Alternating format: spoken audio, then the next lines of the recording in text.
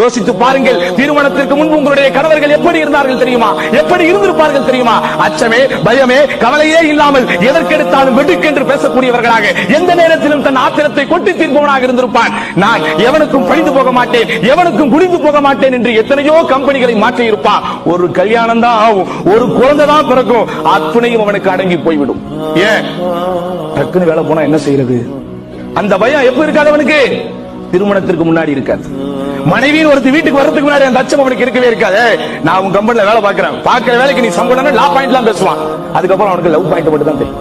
அதனாலதான் ரசூலுல்லாஹ் சொன்னாங்க, தஸ்ருஹு இதா நவர, அவன் பார்க்கும் போதே அவனுக்கு நீ சந்தோஷத்தை கொடுத்து விடு. படாத பாடுபட்டு கொண்டிருக்கிறான் இந்த பூமியிலே, அவன் அவ்வளவு கஷ்டங்களை தாங்கிக் கொண்டிருக்கிறான். அதனால் மேலும் மேலும் அவனுக்கு நீ கஷ்டத்தை வீட்டிலே கொடுக்காதே. தஸ்ருஹு இதா நவர, அவன் உன்னை பார்க்கும் போதே அவனுக்கு நீ சந்தோஷத்தை கொடுத்து விடு. அடுத்து இதா அமர, அவன் ஏவினால், அவன் கட்டளையிட்டான்,